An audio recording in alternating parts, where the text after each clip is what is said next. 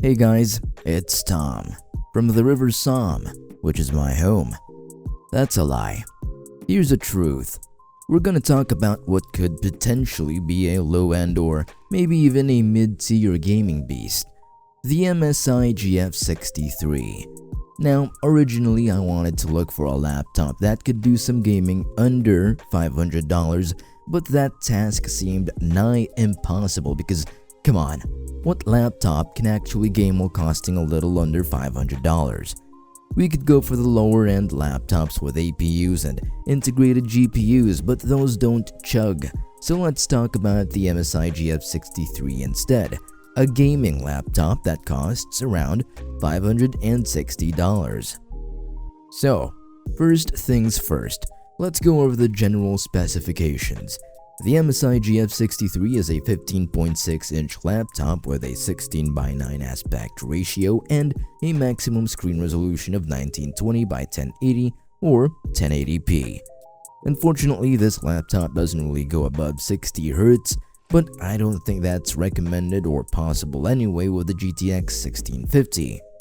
Now, obviously, it has a processor, both a central processing unit and a graphics processing unit.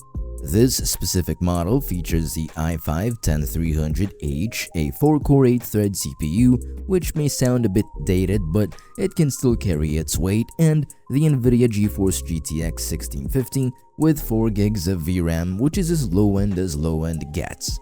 Apart from that, it comes stock with 8 GB of RAM and a 256 GB SSD.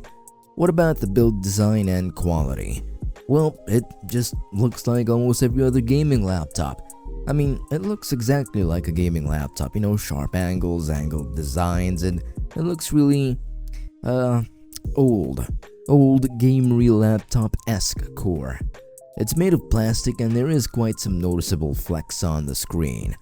Anyway, let's talk about the hardware, yeah? I mean, that's what we're mostly interested in, the raw power it can give us. Now, this laptop has an i5-10300H, I've mentioned that, and I've also mentioned it has a GTX 1650. That GTX 1650 has a wattage of 40 watts, which seems to be quite, minuscule, but worry not, it's fine, really. The only problem we're facing is the 256 GB of storage and the 8 GB of RAM, which can easily be alleviated. Here's a QR code for an additional stick of 8 GB, doubling your total RAM from 8 to 16. That should be more than enough for some casual gaming. As for your SSD, here's a QR code to a 1TB SATA SSD, which you can put in the extra slot, which comes in the form of something like a tray or a bay. We could put an HDD there, but I don't think HDDs are hip anymore. Anyway, here are some benchmarks. In RDR2 or Red Dead Redemption 2, you can expect an average of about 30 to 35 frames per second at 1080p on high settings. At 1080p ultra settings, Grand Theft Auto 5 can push out an average of 50 to 60 frames per second. In Cyberpunk 2077, 1080p high gives you an average of 30 to 40 frames per second. And if you're gonna be playing Valorant, well, I don't think we have to show and say what kind of performance you're getting because it's almost like that game can run on absolute potato quality laptops and computers. So, there's no denying that you're probably gonna be seeing higher than 100 frames per second on Valorant, no matter your settings. Now, for ports. This laptop has two 3.5mm jacks, one for your headphones and another for a microphone. It's also got three 3.2 Gen 1 USB-A ports, one USB-C 3.2 Gen 1 port, an Ethernet port, and an HDMI port. As for battery life, you can last about 1 to 3 hours, but that depends mostly on your usage.